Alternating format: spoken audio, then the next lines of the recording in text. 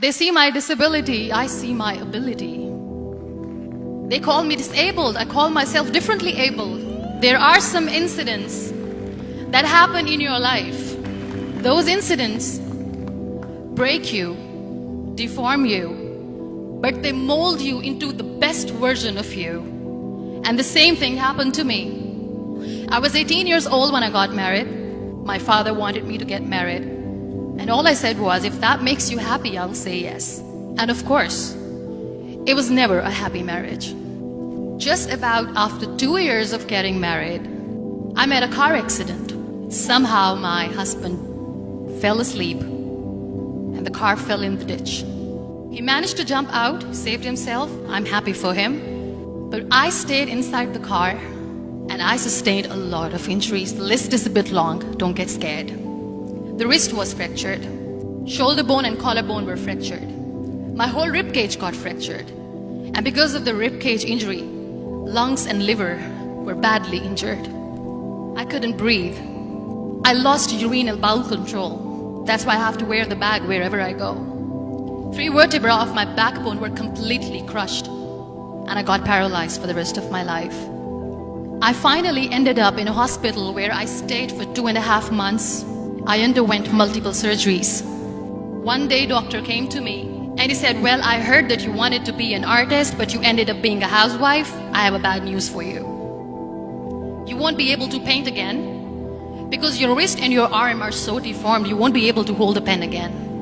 Next day, doctor came to me and said, your spine injury is so bad, you won't be able to walk again. Because of your spine injury and the fixation that you have in your back, you won't be able to give birth to a child again.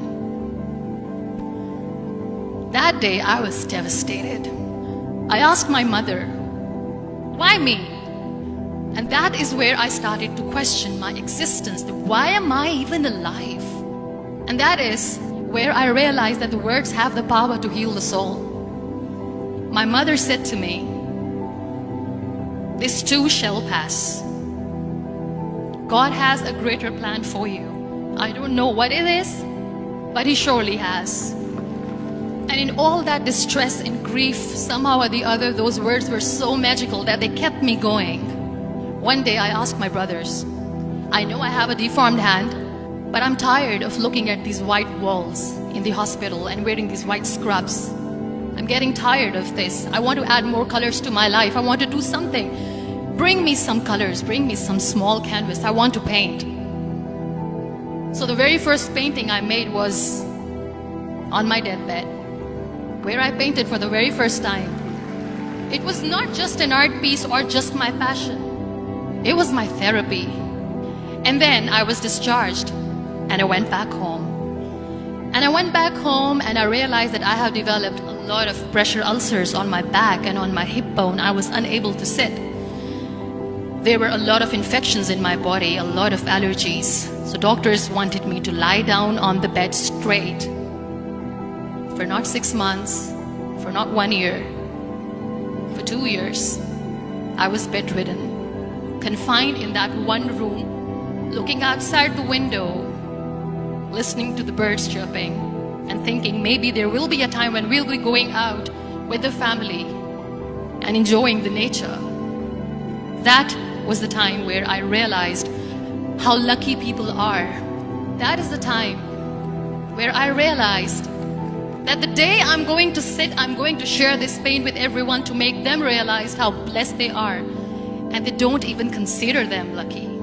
That day I decided that I'm going to fight my fears. We all have fears.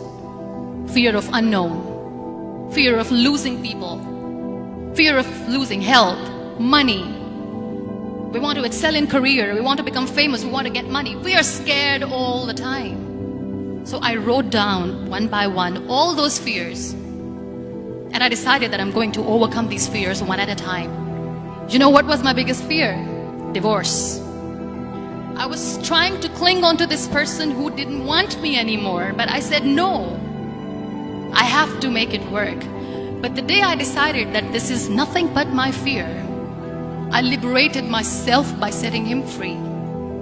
And I made myself emotionally so strong that the day I got the news that he's getting married, I sent him a text that I'm so happy for you and I wish you all the best. And he knows that I pray for him today. Number 2 was, I won't be able to be a mother again. And that was quite devastating for me. But then I realized there are so many children in the world, all they want is acceptance. So there is no point of crying, just go and adopt one. And that's what I did. People think that they will not be accepted by the people because we, in the world of perfect people, are imperfects. So I decided that instead of starting an NGO for disability awareness, which I know will not help anyone, I started to appear more in public. I started to paint. I decided that I'm going to join the national TV of Pakistan as an anchor person. And I've been doing a lot of shows for the last 3 years. I became the National Goodwill Ambassador for UN Women Pakistan, and now I speak for the rights of women, children. We talk about inclusion, diversity, gender equality, which is a must. Every time I go in public, I always smile. It's always a big toothy smile on my face, and people ask me, don't you get tired of smiling all the time? What's the secret? I always say one thing, that I have stopped worrying about the things that I have lost, the people that I have lost. Things and people who were meant to be with me are with me. And sometimes, somebody's absence makes you a better person. Cherish their absence. It's always a blessing in disguise. Live your life fully. Accept yourself the way you are. Be kind to yourself. Be kind to yourself. I'll repeat, be kind to yourself, and only then you can be kind to others. Love yourself and spread that love. Life will be hard. There will be turmoils, there will be trials, but that will only make you stronger. So when you accept yourself the way you are, the world recognizes you. It all starts from within.